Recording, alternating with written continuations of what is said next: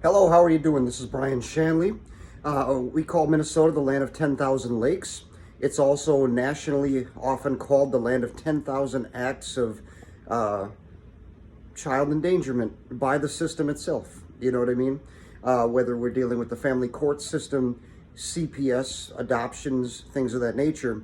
Minnesota runs rampant with what many people view as an institutionalized and systemic child trafficking operation disguised as a family court system. And so one of the questions that's asked of me all the time, and one of the topics that I think is really hot right now in Minnesota, is what would you do to clean up the rampant corruption and malpractice taking place in the child system, the family system, the youth justice, if you will, and the family side of things.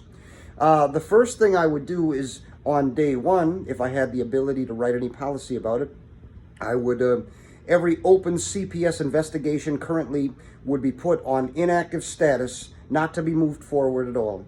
Every impending adoption would be stopped immediately, pending a full audit and investigation, not from CPS, the fox investigating the chicken coop, or like when the police, we investigated ourselves and we determined we did nothing wrong. It would be someone from outside investigating CPS. We would be doing an extensive audit on the history of both CPS and the Minnesota Guardian Ad Litem program.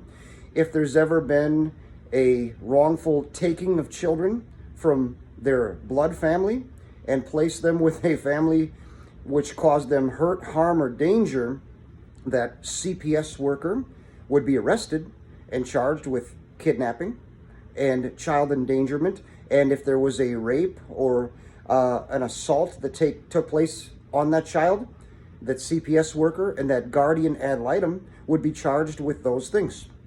An audit would be done of all judges in Minnesota who have ever touched a family court case, and if a judge has ever abused their discretion and saw the evidence and the law clearly saying X, but they chose to decide Y, and they put that child in a visibly dangerous situation in general, but in particular, if that child was harmed in any way because of the decision of that judge will be arrested and put on trial for judicial malpractice, child kidnapping, child endangerment, things of that nature.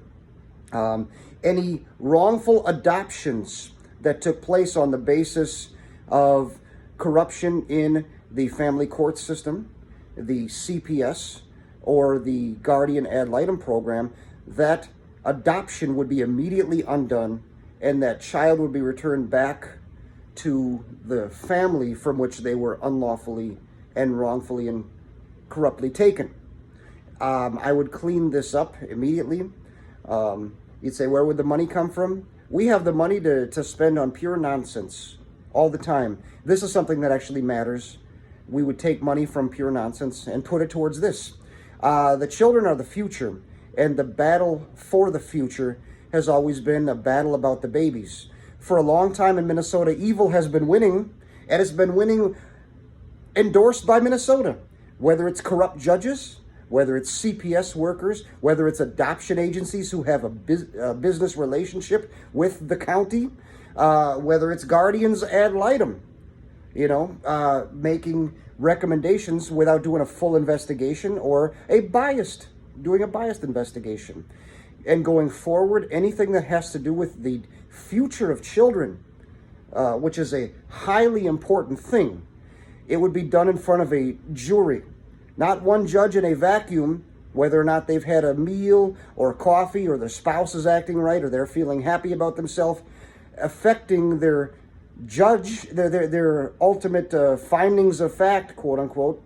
It would be a jury, 12 of your peers, and there would have to be a majority decision or whatever, but at least then a judge can't do things in a vacuum, without accountability.